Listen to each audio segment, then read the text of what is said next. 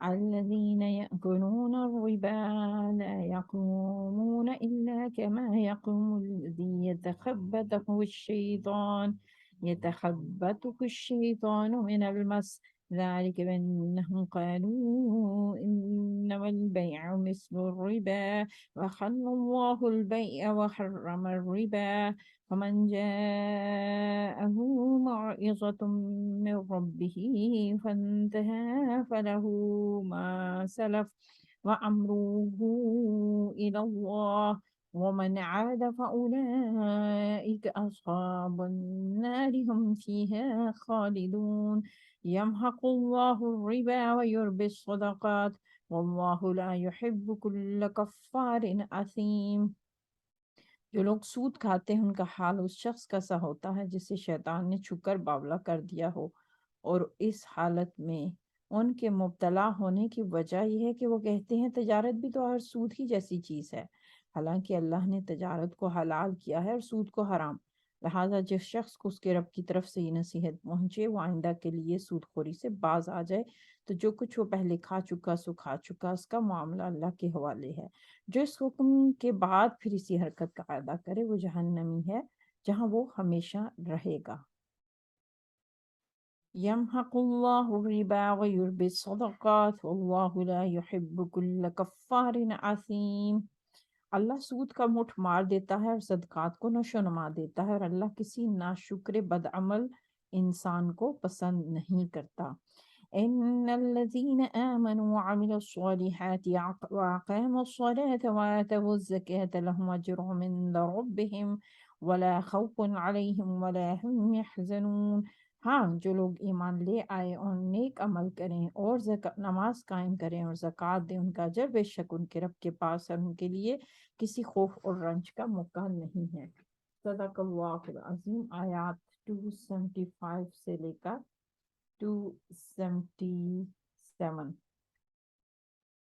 رب اشرح لی صدری ویسر لی امری واحلل عقدۃ من لسانی یفقہوا قولی۔ السلام علیکم ورحمۃ اللہ۔ میری آج کی اس ویڈیو کو کسی قسم کے ریفرنس کے طور پہ استعمال نہ کیا جائے، یہ میری آپ سے ریکویسٹ ہے، پھر کلیئر کر دوں۔ میں ایک اسٹوڈنٹ ہوں، اسٹوڈنٹ ہونے کے ناطے جو سمجھ آئی آپ سے شیئر کروں گی۔ سود کی آیات ہے، کوئی نئی چیز نہیں بتانے جا رہی۔ ایک عام سے مسلمان کو بھی پتا ہے، یعنی میرے اور آپ کو شروع سے ہم فقہ پڑھی نہیں پڑھی، کچھ بھی پڑھا نہیں پڑھا، اتنی بات پتہ ہے کہ سود کے بارے میں اسلام کا نقطۂ نظر کیا ہے۔ کچھ موٹی سی باتیں شیئر کروں گی، کچھ ان آیات کی تیاری میں یعنی کافی بھاری ہیں، ان پہ بات کرنا وجود ہل کے رہ جاتا ہے، کیونکہ یہاں پہ جو الفاظ استعمال ہوئے ہیں وہ ایک ایسے نہیں ہیں کہ ہم ان سے گزر جائیں۔ اللہ کی کوئی بھی آیت ایسی نہیں ہے کہ آپ اسے اندھے پہرے بن کے گزرے، مگر یہ بہت زیادہ توجہ کا تقاضا کر رہی ہیں۔ سمجھنے کی کوشش کرتے ہیں، دیکھ لیتے ہیں کہ ربا عربوں کے ہاں کن معنوں میں استعمال ہوتا تھا، اس کی کیا شکلیں تھی۔ ربا کی ایک شکل تو وہ جو عربوں میں پائی جاتی تھی، اور ایک جس کو جاہلیت کا سود کہا جاتا ہے، اور ایک وہ بھی ہے جو اسلام آنے کے بعد ہوئی، جس کی طرف نبی صلی اللہ علیہ وسلم نے اشارہ کیا، اس سے منع کیا، اس پہ بھی ہم بات کریں گے۔ جون سی عربوں کے ہاں تھی وہ یہی تھی کہ کوئی ہم مثال کے لیے کرنسی کا لفظ استعمال کریں گے، جبکہ اس دور میں عموماً ہم جانتے ہیں کہ جو بزنس ہے وہ چیزوں کے بدلے میں ہوتا تھا، یعنی کوئی ہو سکتا ہے کہ گندم دے کے چاول خریدے اور اس طرح۔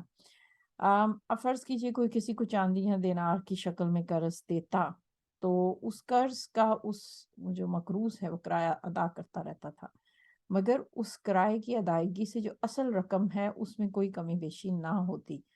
پھر جب وہ مقرر مدت پوری ہو جاتی جس میں وہ کرایہ اس کو دینا ہوتا تھا، فرض کیجئے وہ سال ہے، 2 سال ہے، 10 سال ہے، تو جو اصل رقم اس کو واپس دینا ہوتی تھی وہ اس سے کئی گنا زیادہ ہوتی تھی جتنی اس نے لی ہو۔ یہ سود کی وہ شکل ہے جو عربوں میں پائی جاتی تھی، یعنی یہ ایک ایسا مشروط قرض تھا جس پر ٹرم اینڈ کنڈیشن اپلائی ہوتی تھی۔ اسلام آنے کے بعد سود کی کچھ اور شکل بھی تھی جس کے بارے میں نبی صلی اللہ علیہ وسلم نے کچھ الفاظ کہے۔ حضرت عمر رضی اللہ عنہ کے بارے میں آتا ہے، چونکہ سود کی آیات کے بارے میں جو میں نے سمجھا کہ یہ بالکل آخری دور میں نازل ہوئی ہیں، لیکن سود اس سے پہلے نبی صلی اللہ علیہ وسلم کے احکامات کے مطابق منع کیا جا چکا تھا۔ آپ نے جس شکل کی طرف اشارہ کیا تو حضرت عمر نے کہا کہ کاش اس کے بارے میں آپ مزید کچھ وضاحت کر دیتے. 3 چیزیں تھیں جن کے بارے میں حضرت عمر نے خواہش کا اظہار کیا تھا غالباً. ایک جو دادا سے متعلق وراثت، ایک کلالہ کا اصول تھا. ہو سکتا ہے میں باقی چیزیں صحیح نہ بتا رہی ہوں، لیکن ایک اس میں سے یہ بات تھی کہ کاش نبی صلی اللہ علیہ وسلم اس کے بارے میں مزید واضح کر دیتے. اچھا، اب جو میں نے اس اربوں کے ہاں سود کی جو شکل کی بات کی کہ اس میں کوئی فکس ریٹ تو نہیں ہوتا تھا، لیکن یہ کہ وہ اس رقم کا کرایہ دینا اور بعد میں 2 گنا یا جو بھی کئی گنا شکل کر کے واپس کرنا تھا ہوتا تھا. یہ جاہلیت کا طریقہ تھا. اگرچہ کہ اس کی شکلیں مختلف تھی، لیکن جو اس کی بنیاد ہے عربوں کے ہاں وہ یہی تھی، سود کی اصل شکل. اور ربا کا لفظ آیا کہاں سے؟ یوربی یا تربیہ یا رب کا لفظ جو ہم استعمال کرتے اور بولتے ہیں سب اسی سے ہے. تربیہ یعنی ربا پرورش سے جو اس کا روٹ کاز ہے تربیہ، کسی چیز کو بڑھانا، نشوونما دینا. ہم تربیت کا لفظ بولتے ہیں اردو میں.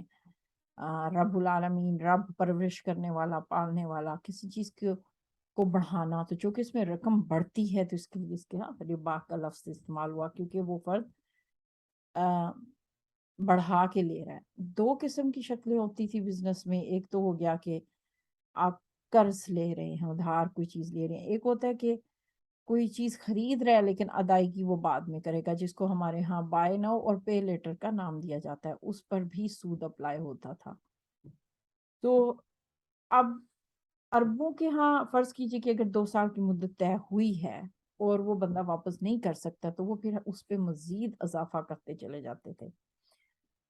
اب جب یہ بات قرآن نے بیان کی کہ یہ چیز سود میں ہے، اس کو منع کیا، تو انہوں نے پھر اس پہ اعتراض کیا کہ بزنس میں بھی تو آپ فائدہ کماتے ہیں، تجارت میں فائدہ کماتے ہیں، تو سود میں اگر آپ فائدہ کما لیں تو اس میں برائی کیا ہے؟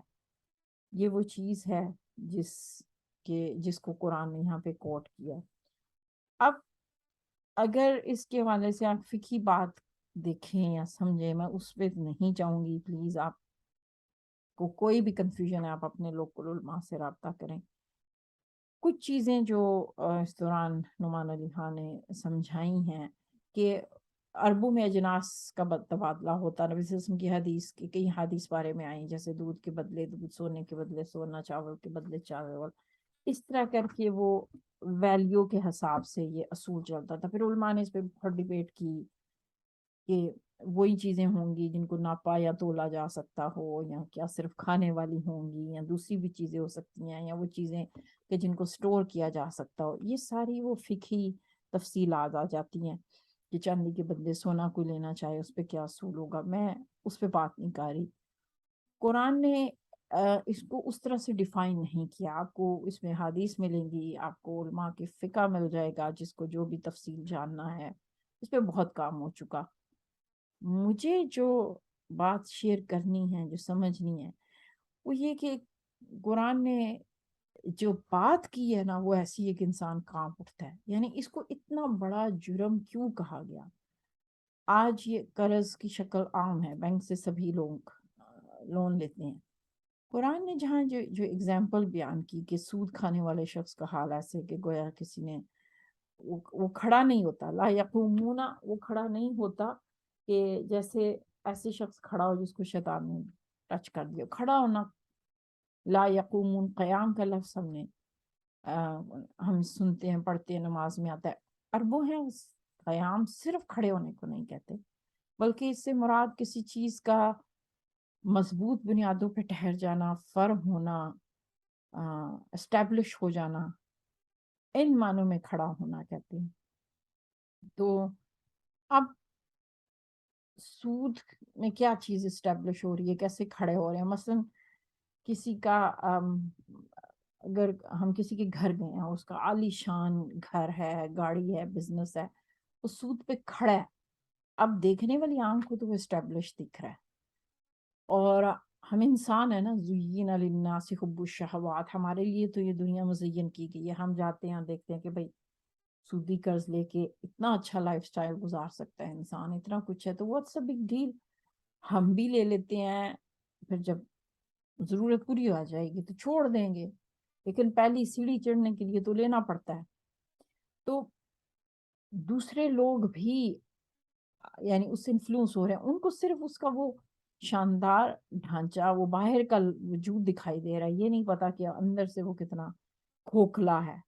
تو ایسے لوگ گویا دوسروں کو بھی اندر وہ گناہ پیدا کر دیتے ہیں، انفلوئنس کرتے ہیں. ایسے لگتا ہے کہ وبائی بیماری ہے جو پھیلنا شروع ہو جاتی ہے، اور پھر لوگ بھی اس سے انفلوئنس ہو کے قرض لیتے ہیں. یعنی گویا یہ آپ کو سینسلنس کر دیتا ہے. اب دیکھیں لائف انشورنس دیکھیے کہ قرضوں تک لوگ ڈوبے ہوتے ہیں، لیکن یہ چیز ان کو بودر نہیں کرتی. کہا گیا کہ ایسا شخص کو شیطان چوٹ لگاتا ہے. جو لفظ آیا یتحبتہ، یعنی چوٹ لگانا کسی چیز پہ، اور غالباً متحبتہ کا لفظ آیا ہے عربی میں جس پر چوٹ لگتی ہے. چوٹ لگنا کیا ہے؟ آپ نے کبھی اسٹاک ایکسچینج کبھی مارکیٹ دیکھی ہوگی کہ یعنی آپ اپنے ذہن میں پکچر لے کر آئیں جو شیطان یہاں پہ شیطان کے چھونے کی وجہ سے قرآن نے بیان کی ہے. تصور کریں کہ آپ کے سامنے کوئی ایسا بندہ ہے جو باولا ہے، جس کو بچپن میں ہم نے اپنے گاؤں میں دیکھا اور ارد گرد بھی دیکھا کہ لوگ کہتے تھے کہ اس کے اندر جن چلا گیا ہے، اس کو شیطان نے ٹچ کر دیا، اس کو جن بھوت چمٹ گئے ہیں، اس پہ کوئی سایہ ہو گیا، اس پہ کوئی بدبو ہے. اور وہ شخص اپنے ہوش و حواس میں نہیں ہوتا تھا، دوسری زبانیں بولنے لگنا، ایسی حرکتیں کرنا جو انسان نہیں کر سکتا. تو ہم لوگ کہتے تھے کہ یہ مجنون ہو گیا. تو اس کو آپ ریلیٹ کریں سود کھانے والے سے، اور اگر آپ کو لگتا ہے کہ نہیں سود کھانے والے تو نارمل ہمیں چلتے پھرتے دکھتے ہیں، تو وہ اگر آپ کبھی دیکھیں جو کرنسی ایکسچینج یا جو مارکیٹ اور بزنسز کی میں لوگ بیٹھ کے اسکرینیں لگی ہوتی ہیں، میں نے ٹی وی پہ ہی دیکھا ہوتا ہے، اور چیخ رہے ہوتے ہیں لوگ، بولیاں لگا رہے، چیخ رہے ہوتے ہیں، لگ ہی نہیں رہا ہوتا یہ انسان، ایسے لگ رہا ہوتا ہے واقعی ان کو باولا کر دیا.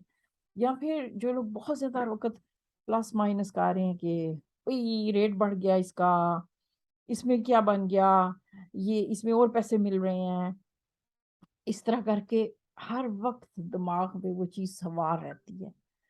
اور یعنی پیسے کے پیچھے اس قدر ان پہ چھا جاتے ہیں کہ، اور سود کھانے والے لینے والے وہ لوگ ہیں جن کے پاس اس قدر پیسہ ہے، بینکوں کے مالک ہیں، کہ وہ پیسہ استعمال کرنے کے لیے ان کو 60-70 زندگیاں چاہیے. لیکن حالت یہ ہے کہ ان کو حل من مزید، اور کہاں سے ملے، ہر وقت ان کا دماغ اس کی طرف چلتا رہتا ہے.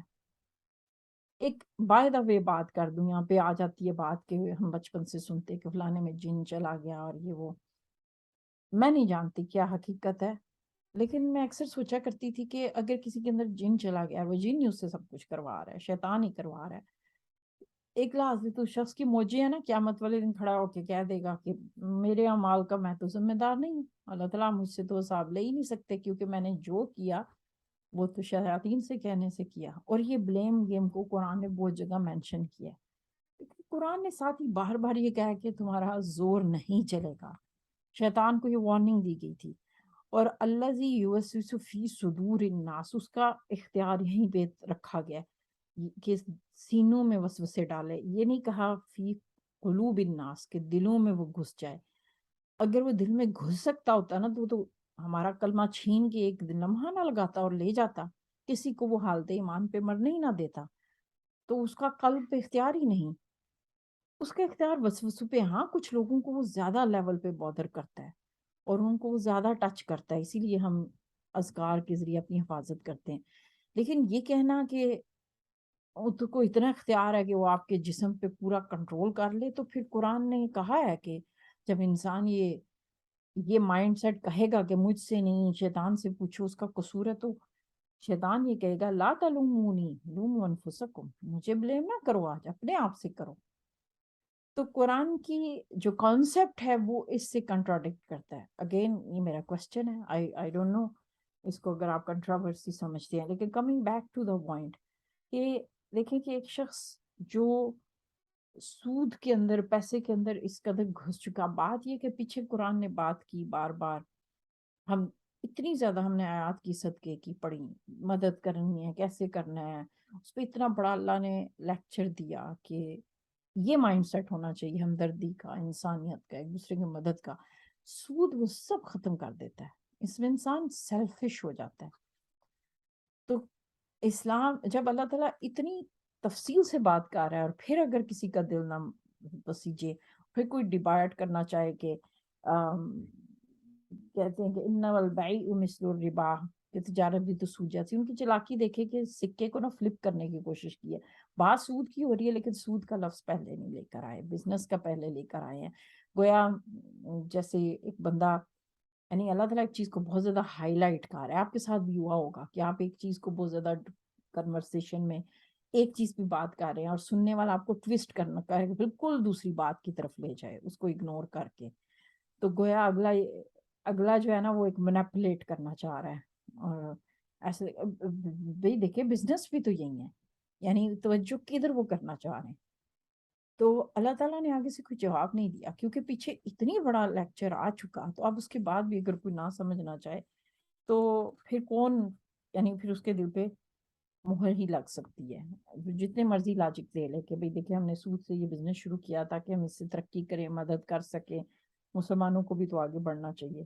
اب اسلام یہ چاہ رہا ہے معاشرے میں خیر پھیلے، صدقہ ہو، انسان کا مائنڈ سیٹ اس طرح ہو. تو اللہ تعالیٰ اب اس کی صفائیاں نہیں دے رہا، بس دو ٹوک بات کہ دیکھو اللہ نے تجارت کو حلال کیا، سود کو حرام کیا ہے. اب جس کے پاس معیزہ وہ وصیت، وہ واز جو دل کو نرم کر دے. تمہارے دلوں پہ اگر یہ نرم بات اثر نہیں کر رہی تو پھر کچھ نہیں، پھر کوئی بات نہیں، کوئی لاجک نہیں، کوئی ایکسپلینیشن نہیں. ہاں جن کے دل نرم ہو جائیں تو پھر رک جاؤ.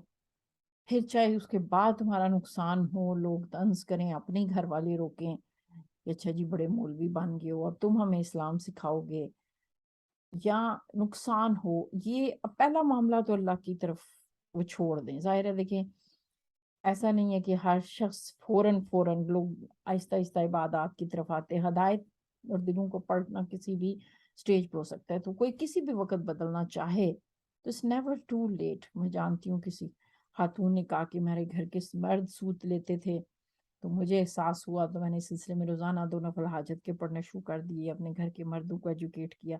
کہتی ہے within 1 year ہماری اس چیز سے جان چھوٹ گئی تھی. اب بات یہ ہے کہ اتنی وارننگز کے بعد یہاں پہ جو الفاظ آئے کسی اور جگہ نہیں آئے. حرام کام کے ساتھ فوراً اصحاب النار کہا گیا ہو، ہاں کفر شرک اس طرح کے بڑے گناہ، لیکن یہاں سود کا ایک واحد عمل ہے کہ جہاں کہا گیا کہ وہ اصحاب النار آگ والے ہیں اور اس میں ہمیشہ رہیں گے. یعنی یہ ایک عمل ان کو آگ والا بنا رہا ہے.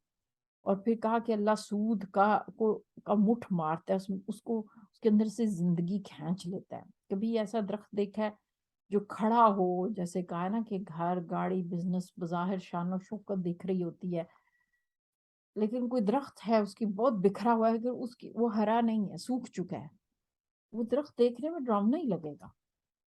آپ کو میرے پیچھے درخت دکھ رہے ہیں، فرض کیجئے کہ ہر چیز سوکھی ہوئی ہو، مری ہوئی ہو، اس میں زندگی نہیں ہے.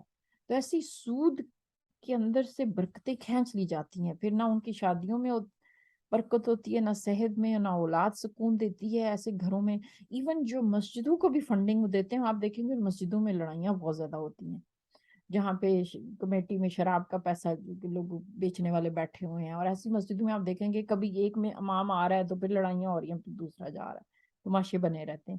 ایسے بزنسز میں برکت نہیں ہوتی. آپ دیکھیں گے اچھا جی فلانے کا اپنے بھانجا سارا بزنس لے اڑا، اس کی ڈیتھ ہوئی تو اس کا بھائی سارا بزنس کھا گیا. دھوکے اپنوں سے ہی ہوتے ہیں کیونکہ اللہ کی پروٹیکشن نہیں ہے، حفاظت نہیں ہے.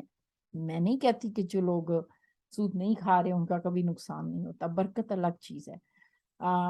جیسے اکثر لوگ مجھ سے بحث کرتے ہیں جو پردہ نہیں کرتے وہ بھی تو، ان کو بھی تو لوگ چھیڑتے ہیں، یا جو نماز پڑھتے ہیں وہ بھی جھوٹ بولتے ہیں. دیکھیے یہ تو ایسے ہی ہے کہ جیسے ہم یہ کہیں سڑک کے اوپر گاڑیوں کی سپیڈ رکھی گئی ہے اور کچھ گاڑیاں سپیڈ کو فالو نہیں کرتی، کچھ کرتی ہیں، اور جو ایسا نہیں ہے جو سپیڈ کو فالو کر رہے ہیں ان کے کبھی ایکسیڈنٹ نہیں ہوتے. اب اگر ان کا بھی ایکسیڈنٹ ہو اور کوئی اٹھ کے کہے کہ بھائی جو سپیڈ کا خیال رکھ رہے ہیں ایکسیڈنٹ تو ان کا بھی ہوتا ہے تو ہم کیوں رکھیں. یا یہ لے کہ جو لوگ گھروں پہ تالے لگاتے ہیں چوریاں تو ان کے گھر بھی ہو جاتی ہیں، تو پھر ہم تالا ہی کیوں لگائیں. جب حجاب اور نماز کے باوجود آپ کا جھوٹ نہیں چھوٹ رہا، آپ کے اندر خیال نہیں آ رہی، تو پھر آپ یہ چھوڑ ہی دیں. یہ کیا بات ہوئی؟ اس طرح تو ہدایت نہیں ملا کرتی نا. یہ تو ایک شیطانی حجت ہے کہ اللہ کے حکم سے بچنے کی ایک ایسی बोदी दलीद है जिसमें कोई वजन नहीं है। आप इख्तियार में ऊंट का बांधना है, आप सीट बेल्ट लगाते हैं, आप जो कर सकते हैं करते हैं, तकवा इसी का नाम है। उसके बाद का मामला फिर आप अल्लाह पे छोड़ देते हैं, फिर कुछ हो तो वो अल्लाह की तरफ से होता है। तो इसी तरह आप अपने इख्तियार से जब उस चीज को छोड़ रहे हैं, अवॉइड कर रहे हैं, तो अल्लाह ताला आपकी जिंदगी को खुद ही पाक करता चले जाएगा। हाँ, आपके ऊपर जब आजमाइश आएगी तो अल्लाह कम से कम अल्लाह की मदद आप गड़गड़ा सकेंगे, लेकिन सूद के साथ आपने अल्लाह से खुद ही वो खो दी, वो खो बैठे। आई होप मेरा नुक्ता आप समझ रहे हैं। अब देखिए कि सदका के बारे में कहा गया कि अल्लाह ताला सदके के जरिए बढ़ाता है, और अभी हमने पीछे इसको बहुत ज्यादा समझा है कि सदके की वजह से आपके माल में हर चीज में बरकत होती है, लेकिन सूद उस बरकत को खींच सकता है। तो अब चॉइस तो हमारे पास है, जहां हमारे पास चॉइस है वहां हमने बचना है। हाँ, मैं अक्सर सोचती हूँ कि आज हम जिस दौर में जी रहे हैं, मैं नहीं जानती कि इस कपड़े का धागा जिस फैक्ट्री ने बनाया है वो हो सकता है फैक्ट्री के मालिक ने सूद लिया हो। मैं जिन बसों पे सफर करती हूँ, जो सड़कें बनी है, चारों तरफ सूद का जाल बिछा हुआ है। वो मेरे इख्तियार में नहीं है कि मैं सारे बैंकों को रोक दूं या उन जो मैं प्रोडक्ट्स खरीदे, मेरे इख्तियार में जो है, एक खातून होने के नाते जैसे ये ऑफर्स लगती हैं कि भाई बाय नाउ पे लेटर, तो अवॉइड करें, जहां आप फंस सकते हैं उसको अवॉइड करें। और जाहिर है हम सब जानते हैं ख्वाहिशात और ज़रूरत में फ़र्क क्या है, उस रास्ते पे ही ना इंसान जाए। जब आप हर वक्त मुहतात रहते हैं ना, तो अल्लाह ताला फिर आपकी मदद करता है, एक कदम उठाने वाले के लिए वो 10 कदम उठाता है। तो अगर आप अपनी ज़िंदगी को सूद से पाक करना चाहते हैं, इट्स नेवर टू लेट। और बात ये नहीं होनी चाहिए कि सिर्फ मैं और आप सूद से बच जाएं। बासियत मुसलमान हमारी जिम्मेदारी है कि दुनिया को सूद फ्री करें, दुनिया को वो पैगाम दें कि असल में बरकत किस चीज़ में है। तो हमें ऐसे कम्युनिटी फंड्स बनाने चाहिए स्टूडेंट्स के लिए, लोगों के लिए। इस घर बनाना, घरों को खरीदना कितना मुश्किल हो चुका, तो हमें तो एक बड़ी सतह पे प्लानिंग की जरूरत है, और अल्हम्दुलिल्लाह ऐसे लोग आ रहे हैं इस मैदान में। जाहिर है कि इसमें वक्त लगेगा, एकदम से मंजिलें नहीं आती, और ना ही नबी सल्लल्लाहु अलैहि वसल्लम ने एकदम से चीज़ों को यानी चेंज किया। सहाबा की तरबियत ओवरनाइट नहीं हुई, तब्दीली आहिस्ता आहिस्ता रखती है, लेकिन अवेयरनेस उस तरफ कदम बढ़ाना यही हमारे इख्तियार में है। तो अल्लाह ताला हमें सही मानों में इस पे उन आयात को समझने वाला बनाए। अल्लाहुम्मा जअल कुरान रबीअ क़ल्बी व नूर सदरी व जलाअ हुज़्नी व ज़हाब हम्मी व गम्मी। अस्सलामु अलैकुम व रहमतुल्लाह।